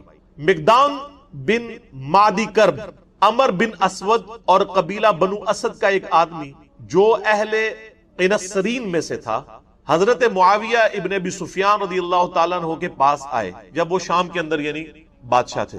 معاویہ نے مقدام سے کہا کیا تمہیں معلوم ہے کہ حسن ابن علی وفات پا گئے ہیں؟ تو مقدام رضی اللہ تعالیٰ عنہ نے فوراً پڑھا انا للہ و انا الیہ راجعون۔ کسی مسلمان کی موت پہ کیا پڑھنا چاہیے؟ اب یہ پڑھنا ایک صحابی کا کیا یہ جرم تھا؟ جب انہوں نے یہ پڑھا تو ابو داؤد نے کیا لکھا؟ فقال لہ فلان، تو ایک آدمی نے، ایک مرد نے، فلاں شخص نے اس کے جواب میں کہا۔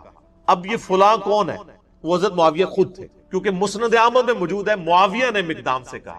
ابو داؤد کی عادت ہے کہ وہ جب کسی صحابی کا غلط کام آ رہا ہو نا تو اس کو فلاں کر جاتے ہیں۔ ابو داؤد کے اندر کئی مثالیں میں نے اس پمفلٹ میں لکھی ہیں، جب فلاں شخص فلاں کو ملنے کوفے آیا تو علی پر لعنت کروائی۔ وہ سنن نسائی الکبریٰ کے اندر ہے کہ جب معاویہ ابن ابی سفیان مغیرہ ابن شعبہ کو ملنے کے لیے کوفہ آئے تو حضرت علی پہ لعنت کروائی، تو ابو داؤد نے فلاں فلاں کر دیا۔ میرا یوٹیوب پہ کلپ لاکھوں لوگ دیکھ چکے ہیں، سنی اور شیعہ کی کتابوں میں حق چھپانے کی مثالیں۔ یہی کام ناج البلاغہ میں جب مولا علی کا خطبہ حضرت عمر کے بارے میں آیا تو شیعہ نے بھی وہاں پہ وہ فلاں شخص پہ اللہ کی رحمت ہو، اس نے دین کے لیے یہ خدمات کی، یہ کام شیعہ نے بھی پایا تو کام سنیہ نے بھی پایا، ٹھیک ہے نا جی؟ تو جدو کوئی کام پائے تو اس کام سے رسی کاٹ سکتے ہیں، اللہ دے فضل۔ یہ میں کوئی تکبر کے طور پہ نہیں، میں جس جوک کے طور پہ بول رہا ہوتا ہوں، کیونکہ نہ میں وہابی نہ میں بابی، میں ہوں مسلم علمی کتابی۔ تو حضرت معاویہ نے کہا، مسند احمد میں بھی اور المعجم الکبیر طبرانی میں بھی موجود ہے جو میں نے نمبر بتایا، کہ حضرت معاویہ نے یہ کہا کہ مقدام کیا تم حسن کے مرنے کو مصیبت سمجھتے ہو؟ انا للہ و انا الیہ راجعون۔ میں نے کہا تھا نا آپ کو پتا چلے گا قاتل کون ہے یہ تو ہم نہیں کہتے، لیکن بینیفیشری کون ہے، خوشی کسے ہوئی حسن کے مرنے پر؟ آل امیہ۔ انہوں نے کہا، اب مقدام بن مادی کرب کو بڑا غصہ ہے، انہوں نے کہا میں حسن کی وفات کو مصیبت کیوں نہ سمجھوں جبکہ رسول اللہ صلی اللہ علیہ وآلہ وسلم نے ان کو اپنی گود میں بٹھایا ہوا تھا اور فرما رہے تھے حسن مجھ سے ہے اور حسین علی سے ہے۔ یعنی مقدام بن مادی کرب کہتے ہیں میں نے نبی الاسلام کو خود دیکھا ہے کہ اپنے زانوں پہ ایک طرف حسن ابن علی کو بٹھایا ہے، دوسری طرف حسین ابن علی کو، اور کہہ رہے ہیں حسن مجھ سے ہے حسین علی سے۔ اور یار جس نے نبی کو اتنی محبت کرتے ہوئے دیکھا ہو تو سر پھر اس شخص کی وفات کے اوپر اس کو پھر غم تو ہوگا نا۔ تو وہ حضرت معاویہ کو جواب دے رہے ہیں کہ میں کیوں نہ مصیبت سمجھوں جب نبی الاسلام اتنی محبت ان سے کرتے تھے۔ اور بخاری کے تو الفاظ میں نے بتایا نا ابن عمر کے، صحیح بخاری 3753، حسن و حسین دنیا میں میرے دو پھول ہیں۔ ہائے ہائے ہائے۔ اب وہ جو اصلی شخص مقدام بن مادی کرب کے ساتھ گیا ہوا تھا نا حضرت معاویہ کو ملنے ہوئے، آپ کو پتہ ہے شاہ سے زیادہ شاہ کے وفادار ہوتے ہیں چمچے، وہ چمچا تھا۔ اس نے دیکھا کہ جب معاویہ ہی توہین کر رہے ہیں حضرت حسن ابن علی کی، یہ بات کہہ کے کہ حسن کا مرنا کوئی مصیبت ہے، انہوں نے کہا میں بھی بیچ اپنا تھوڑا لچ تال دیں۔ تو اس نے کہا فقال الاسدی جمرۃ اطفئ اللہ، حسن تو ایک آگ کا کوئلہ تھا جسے اللہ نے بجھا دیا۔ انا للہ و انا الیہ راجعون۔ اللہ کی لعنت ہو ایسے لوگوں پر جو اہل بیت کے ساتھ بغض رکھنے والے۔ صحیح مسلم میں حدیث ہے، علی سے محبت نہیں رکھے گا مگر مومن، علی سے بغض نہیں رکھے گا مگر منافق۔ صحیح مسلم 240۔ اور یہ آپ دیکھ لیں سیدنا علی کی اولاد کے ساتھ غدیر خم پہ جو نبی علیہ السلام نے کہا تھا میں اہل بیت کے معاملے میں تمہیں اللہ کا خوف دلاتا ہوں، 6225 سے 6228 تک صحیح مسلم میں، وہ اہل بیت سے مراد مولا علی اور ان کی اولاد لی تھی، کیونکہ سنن نسائی الکبریٰ میں مسند احمد میں آگے الفاظ ہیں غدیر خم کی حدیث کے کہ مولا علی کا ہاتھ پکڑ کے نبی علیہ السلام نے صحابہ کے دوران یعنی غدیر خم پہ بلند کر کے کہا من کنت مولاہ فہذا علی مولاہ، جس کا مولا میں اس کا مولا علی، جس کا جگری یار میں اس کا جگری یار علی، جس کا آقا میں اس کا آقا علی۔ اور پھر کہا اے اللہ علی جو علی سے محبت رکھے تو بھی اس سے محبت رکھ، جو علی سے بغض رکھے تو بھی اس سے بغض، کیونکہ علی کی اولاد نہیں ذبح ہونا تھا نا۔ یہاں پہ بھی آپ دیکھ لیں وہ اسدی کہتا ہے کہ حسن تو آگ کا ایک انگارہ تھا، ایک کوئلہ تھا دہتا ہوا جس کو اللہ نے بجھا دیا۔ یہ اس جملے کے اندر پوری قیامت ہے۔ آپ استغفر اللہ پڑھ رہے ہیں نا، اس ایک جملے کو اگر کھولے نا تو میں گھنٹوں بول سکتا ہوں۔ یہ کسی کے لیے یہ جملہ کیوں بولا جاتا ہے؟ کہ فلاں شخص دہتا ہوا انگارہ ہے. پرانے زمانے میں جب آپ نے آگ روشن کرنی ہوتی تھی تو دوسرے گھروں سے آپ کوئلہ لے کے آتے تھے. کوئلے کے اندر ہلکی سی آگ چل رہی ہوتی ہے, وہ آگ لا کے جب آپ لکڑیوں میں رکھتے ہیں تو لکڑیاں بھڑک اٹھتی ہیں. یہ لکڑیوں کو بھڑکانے والی چیز جو ہوتی ہے وہ ہوتا ہے دہتا ہوا کوئلہ. حسن کو اس نے دہتا ہوا کوئلہ کیوں کہا؟ چونکہ حضرت معاویہ نے صلح کی بھی تھی حسن ابن علی کے ساتھ کچھ شرائط کے اوپر. ان شرائط میں سے صرف ایک ہی شرط پوری کی تھی کہ جو مال غنیمت جو قرآن حکیم میں سورۃ الانفال میں آیا کہ اہل بیت کو 5واں حصہ ملے گا بیت المال میں سے, چونکہ ان پہ زکات نہیں لگتی, وہ دیتے تھے. باقی جو 4 شرائط تھی, نمبر 1 حضرت معاویہ رضی اللہ تعالیٰ عنہ خلفائے راشدین کے طریقے کے مطابق حکومت چلائیں گے, کوئی نہیں پوری کی. نمبر 2 حضرت علی کے ساتھیوں نے جو ہتھیار ڈال دیے ہیں صلح حسن کے بعد, وہ ان کے ساتھ ظلم و ستم نہیں ہوگا. آپ یہ میرا پمفلٹ پڑھیں, میں آج اس ڈیٹیل میں نہیں جانا چاہتا, وہ سب کچھ موجود ہے ان کے ساتھ کیا کچھ ہوا, بخاری مسلم سے میں نے ثابت. نمبر 3 ممبروں کے اوپر جو سب و شتم کا سلسلہ جاری ہے حسن ابن علی کے والد علی ابن ابی طالب پہ, وہ ختم کروایا جائے. وہ چلتا رہا, صحیح مسلم میں ہے 6229 نمبر حدیث, مولا علی پہ لعنت کے الفاظ کے ساتھ لعنت کی جاتی تھی آل مروان کی طرف. اسی طریقے سے حضرت معاویہ اپنے بعد امت کو شورا پہ چھوڑیں گے, اپنے بیٹے کو نامزد نہیں کریں گے. لیکن وہ بھی آپ بخاری اٹھا کے 4827 نمبر حدیث 4827 دیکھ لیں, صحابہ نے مخالفت کی, انہوں نے زبردستی کیا, تو کوئی ایک شرط بھی نہیں مانی سوائے ایک مال غنیمت والا معاملہ. تو یہ سارے شرائط تھی. اب یہ شرائط جب کوئی بندہ پورا نہ کر رہا ہو تو جس سے صلح ہوئی ہو اس سے ڈر تو لگا رہتا ہے نا کہ کہیں یہ بھی اپنا صبر کا پیمانہ اس کا لبریز ہو اور یہ دوبارہ سے خلافت کے لیے کوئی تحریک اٹھا دے. جو جب تحریک اٹھائے گا تو تحریک اٹھانے والا جو شخص ہے وہ ایک دہتا ہوا کوئلہ ہوگا جس سے آگ بڑھ سکتی ہے, خلافت راشدہ دوبارہ سے چڑھ سکتی ہے. اب آپ کو اس جملے کی گہرائی پتہ چلی. حسن ایک دہتا ہوا کوئلہ تھا جسے اللہ نے بچا دیا. انہوں نے کہا شکر ہے ختم ہوا ہے, انہوں سے اپنی مرضی نہ لے کام ٹور کے رکھاں گے. سمجھ آئیے آپ کو؟ اب یہ جب گفتگو ہو رہی ہو کسی صحابی کے سامنے, یہ کسی وہابی کے آگے نہیں ہو رہی تھی, یہ صحابی کے آگے بات ہو رہی تھی, نہ کسی بابی کے آگے ہو رہی تھی. بابی بابوں کا دفاع کرتے ہیں, وہابی اپنے وہ بادشاہوں کا دفاع کرتے ہیں. یہ صحابی تھا مقدام بن مادی کرب. اس نے کہا کہ پہلے معاویہ نے یہ بات کی رضی اللہ تعالیٰ عنہ کہ حسن کا مرنا کوئی مصیبت ہے. اب اس کے چمچے نے آگے سے یہ بات کر دی کہ حسن تو ایک آگ کا انگارہ تھا, اسے بجھا دیا اللہ نے. ہائے ہائے ہائے. اب مقدام فقال المقدام, مقدام نے کہا اما انا, انہوں نے کہا معاویہ جت تک میرا تعلق ہے نا, فلا ابرح اليوم, آج میں اس وقت تک یہاں سے تیرے دربار سے نہیں اٹھوں گا, حتی اغیظک, یہاں تک کہ میں تجھے غصہ نہ دلاؤں. یعنی تو نے مجھے تکلیف دی ہے نا حضرت حسن ابن علی کے بارے میں کامنٹس کر کے نیگیٹو, میں تجھے ایسی باتیں کروں گا کہ تجھے غصہ دلاؤں. وَأُسْمِعَكَ مَا تَكْرَهُ, اور میں تجھے ایسی باتیں سناؤں گا تجھے بری لگیں گی. جب کسی کی حقیقت اسے کھول کے بیان کی جائے نا تو بڑے سے بڑے صبر کرنے والے شخص کو بھی بری لگتی ہے. پھر کہا اے معاویہ اگر میں سچ کہوں تو میری تصدیق کر دینا, اور اگر میں غلط کہوں تو تردید کر دینا. معاویہ نے کہا ایسا ہی کروں گا. مقدام نے کہا میں تمہیں اللہ کی قسم دے کر کہتا ہوں, کیا تم جانتے ہو کہ رسول اللہ صلی اللہ علیہ وآلہ وسلم نے سونا پہننے سے منع فرمایا؟ حضرت معاویہ نے کہا ہاں ہمیں بھی پتا ہے مرد کے لیے سونا حرام ہے. مقدام نے پھر کہا معاویہ تمہیں اللہ کی قسم دے کر کہتا ہوں, کیا تمہیں خبر ہے کہ رسول اللہ صلی اللہ علیہ وسلم نے مرد کے لیے ریشم پہننے سے روکا ہے؟ انہوں نے کہا ہاں. حضرت مقدام نے کہا میں تمہیں اللہ کی قسم دے کر تیسری بات پوچھتا ہوں, کیا تم جانتے ہو کہ رسول اللہ صلی اللہ علیہ وآلہ وسلم نے درندوں کی کھالیں پہننے اور درندوں پر سواری کرنے, یعنی شیر کی کھال پہننا یہ تکبر کی علامت ہے, اس سے منع فرمایا؟ حضرت معاویہ نے کہا ہاں. مقدام نے کہا اللہ کی قسم میں نے یہ سب کچھ تمہارے گھر میں ہوتے ہوئے دیکھا ہے اے معاویہ. یعنی تم مانتے بھی ہو کہ سونا مرد کے لیے حرام ہے, ریشم مرد کے لیے حرام ہے, درندوں کی کھالیں پہننا حرام ہے. یہ تینوں حرام کام جو تم خود جانتے ہو تمہارے گھر میں ہوتے ہیں. اب میں نہیں کہتا کہ حضرت معاویہ نے سونے کے کڑے یا وہ کوئی لاکٹ پہنا ہوا تھا, میرا اس نے ظن ہے کہ ان کے بال بچے ہی کرتے ہوں گے. گھر میں ظاہر ہے کہ میرے آپ کے بچے تو نہیں تھے نا, ان کے ہی ہوں گے. ہم اس نے ظن رکھتے ہیں کہ وہ خود نہیں کرتے. اب یہ بات کرنے کے بعد تو آپ تو کہتے ہیں جی امام حنیفہ کا قول دکھاتے ہیں, آگے حدیث دکھاتے ہیں, لوگ کو رجوع ہی نہیں کرتے, کہتے ہیں حدیث کو ہم نے چھوڑنا ہے. اب یہاں پہ نبی علیہ السلام کی حدیث ان کو پتہ ہے, حضرت معاویہ سے کہا جا رہا ہے کہ آپ توبہ کریں. اب کیا ہوا؟ مقدام نے کہا اللہ کی قسم یہ سب کچھ آپ کے گھر میں ہوتا ہے اے معاویہ. اس پر معاویہ نے کہا اے مقدام مجھے معلوم تھا کہ میں تجھ سے ہرگز بچ نہیں سکتا, یعنی میری کمزوریاں تجھے پتہ ہیں.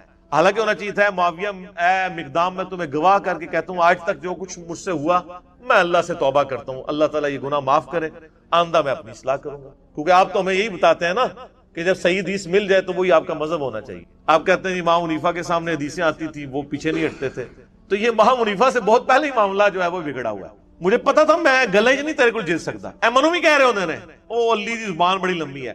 او زبان نہیں لمبی، سچ ہوتا ہی اتنا طاقتور ہے کہ اس سے آپ جیت ہی نہیں سکتے. یہ تواڈے بزرگ بابے بھی یہی کہتے سن کہ میں گلے تواڈے کو نہیں جیت سکتا. انشاءاللہ تسی بھی نہیں جیت سکو گے کیونکہ بات ہی سچی ہے. آپ دیکھ لینا اے مقدام مجھے معلوم تھا کہ میں تجھ سے ہرگز نہیں بچ سکوں. خالد بن معدان نے بیان کیا کہ پھر حضرت معاویہ رضی اللہ تعالیٰ نے مقدام کے لیے اس قدر انعام کا حکم دیا. انہوں نے کہا جی بیت المال میں سے لا کے ذرا مال دو. بادشاہ آپ کو پتا ہے نا وہ جب کسی کو خوش کرنا چاہتے تھے تو مال دیتے تھے. تو مقدام بن مادی کرب کو انہوں نے کہا اس کو انعام دو اور ان کے دوسرے ساتھیوں کو بھی دو. چنانچہ حضرت مقدام کو جب مال دیا گیا تو انہوں نے اپنے ساتھیوں میں وہی تقسیم کر دیا. حضرت معاویہ نے گفٹ دیا، انہوں نے تحفہ سنت کے مطابق قبول کر لیا، لیکن وہ آج کل مولوی علی سنت نہیں سی کہ لے کے بوجھ پا لیندے. نبی الاسلام کو بھی جو گفٹ آتے تھے آپ قبول کرتے تھے، صحابہ میں ہی بانٹ دیتے. تو مقدام بن مادی کرب کو جتنی رقم حضرت معاویہ نے اس وقت دی بیت المال میں سے انہوں نے لے کے ادھر ہی غریبوں میں تقسیم کر دیا. سچا بندہ جو ہے اس کو کسی کی پرواہ نہیں ہوتی ہے، وہ بینیفیشری نہیں ہوتا کسی، اس کی روٹی روزی دین کے ساتھ نہیں جڑی. چنانچہ مقدام نے اپنے ساتھیوں میں سے تقسیم کر دیا، مگر اس اسدی نے جو کچھ وصول کیا وہ کسی کو کچھ نہ دیا. جنہیں کیا سی نا حسن آگ کا انگارہ ہے، اس کا کریکٹر بھی نقل کر دیا امام داؤد نے، اس نے کسی کو کوئی چیز نہیں دی. ٹھیک ہو گیا، وہ ظاہر ہو گیا ہی مال لینڈ سی. بعد میں جب حضرت معاویہ کو یہ خبر پہنچی کہ مقدام نے سب کچھ اللہ کی راہ میں خیرات کر دیا تو حضرت معاویہ نے کہا مقدام کھلے ہاتھ کے سخی آدمی ہے اور اسدی اپنے مال کی خوب حفاظت کرنے والا ہے. یعنی حضرت معاویہ کو جب بتایا گیا نا کہ انہوں نے باہر نکلتے ہی آپ کے لوگوں میں ہی مال تقسیم کر دیا تو حضرت معاویہ نے بھی تعریف کی حضرت مقدام بن مادی کرب کی. ان کو گستاخ صحابہ اور رافضی نہیں کہا مقدام کو، ان کا یار گل صحیح کی تھی انہیں. تو اسی بھی مان جاؤ میں گلا صحیح کرنا بھائی، ناراض نہ ہویا کرو. اچھا اس کی شرح جو ہے دارالاسلام نے لکھی ہے بھائی، میں نے نہیں لکھی. اور دارالاسلام میں بھی شیخ زبیر صاحب نے نہیں لکھی ہے. شیخ زبیر صاحب نے صرف حدیثوں پہ صحت کا حکم لگایا، جو شرح ہے وہ دوسرے علماء نے لکھی ہے. اور صلاح الدین یوسف صاحب نے بھی اس کے اوپر یعنی کہ تقریض لگائی ہوئی ہے. اس کی شرح میں لکھتے ہیں، اب دیکھیں دارالاسلام ورڈ بائی ورڈ آپ شرح سنیں. صحابہ کرام حق بات کہنے میں بڑے جرری تھے. حضرت مقدام رضی اللہ تعالیٰ عنہ کو حضرت معاویہ رضی اللہ تعالیٰ عنہ کی عمارت سے کوئی خوف نہ آیا اور بے دھڑک حق بات کہہ دی. چلو جی شکر ہے. اے علی بھائی نے نہیں کہا گیا لکھو، دارالاسلام نے کئی سال پہلے یہ شرح کی. اس مکالمے کے شروع میں جو آیا کہ ایک آدمی نے کہا کہ حسن کے مرنے کو تم مصیبت سمجھتے ہو، اس کے قائل شاید حضرت معاویہ ہی ہو جس سے ادبن مبہم رکھا گیا ہے. اے دیکھو وہ شرح کرنے والا مان رہا ہے کہ یہ جو ہے نا ایک بندے نے کہا کہ معاویہ کا مرنا کو مصیبت ہے، تو یہ معاویہ نے اصل میں کہا تھا، امام داؤد نے ادب کے طور پر فلاں لکھ دیا.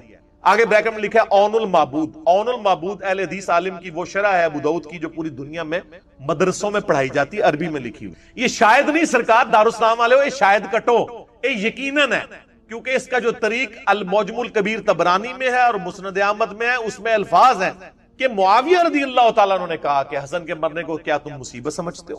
اس کے بعد پھر وہ لکھتے ہیں بنو امیہ اور اہل بیت کے خاندانوں میں سیاسی امور میں ان کے خاص رجحانات تھے. یہ تاریخ اسلام کا انتہائی پریشان کن دور تھا جو گزر گیا. وہ کہتے ہیں گزر گیا، مٹی پاؤ چھڑ دو.